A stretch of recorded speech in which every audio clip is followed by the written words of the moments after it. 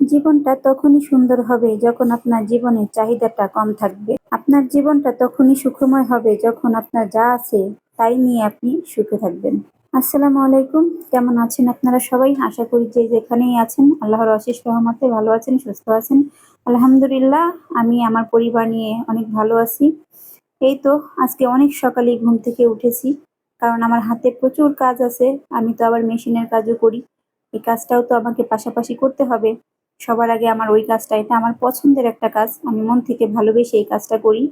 তো এইজন্য আজকে কিছুদিন যাবৎ অনেক পরিমাণে কাজ জমে গেছে। আমি এত জমা কাজ পছন্দ করি না। আমি যখন কাজ আসে তখন সেই কাজটা করতেই বেশি পছন্দ করি। জমিয়ে রাখলে আমার কাছে খুব খারাপ লাগে। এইজন্য আজকে অনেক সকালেই ঘুম থেকে উঠে গেলাম। উঠে সবার আগেই আমি আজকে রান্নাবাড়া শেষ করে ফেলছি। তাহলে আমি লং টাইম সময় পাবো একটানা। আর আমি মেশিনের কাজগুলো শেষ করতে পারবো। এই কাজ শেষ না করা পর্যন্ত আমার শান্তি নেই। এইজন্যই সকালে ঘুম থেকে উঠেই রান্নার কাজে চলে আসলাম। আজকে তেমন কিছুই রান্না করব না। খুবই অল্পের মধ্যেই রান্না শেষ করে ফেলবো। সকালে উঠে এখনো কেউই ঘুম থেকে উঠে নাই। আর এই তো আমি সবার আগে ভাত চড়িয়ে দিছি। দিয়ে তরকারি কাটতে বসেছি। এখানে আমি ভাজি বসিয়ে দিয়েছি। আর পাশের চুলায় আমার ছেলের জন্য নাস্তা বসিয়ে দিয়েছি। ভাত আমার হয়ে গেছে। আর পেঁপে কাটতে বসছিলাম, তো সেখানে পেঁপেটা আমার লাল হয়ে গেছে দেখি, মিষ্টি অনেক। তো ভাবলাম এটা রান্না করা যাবে না, ওটা কেটে দিছি। ঘরের সবাই মিলে খেয়ে ফেলছে। আর অর্ধেকটা রয়ে গেছে। আর ভাবলাম তাহলে এখন কি করব? এখন আর তাহলে অন্য কোনো তরকারি রান্না করব না, তাই টমেটো আলু দিয়ে পাবদা মাছ দিয়ে ঝোল করব। এটাই সিদ্ধান্ত নিলাম। শর্টকাটের মধ্যে যা করা যায় আর কি। এদিকে আমার ছেলের নাস্তাটাও হয়ে গেছে পাশের চুলায়। আমার তরকারিটাও প্রায় হয়ে এসেছে। এইসব কাজ শেষ করে ছেলেকে খাইয়ে ঘরের অন্যান্য কাজ সব শেষ করে আমাকে মেশিনে বসতে হবে।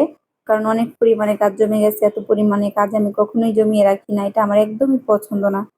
তো এইজন্য এই যে পাশের চুলায় আমি তরকারিটা ট্রান্সফার করে দিলাম। আর এই যে এই চুলায় আমি এখন মাছটা ভেজে নিব। ভেজে আমি তরকারিতে দিয়ে দিব। পাবদা মাছ তো এটা না ভেজে রান্না করা যায় না, প্রচুর নরম হয়।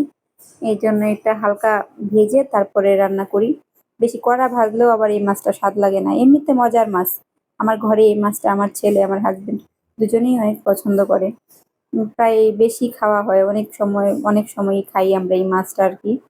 তো যাই হোক, এই তো শেষ। এই তো আমার চুলার অবস্থা দেখেন।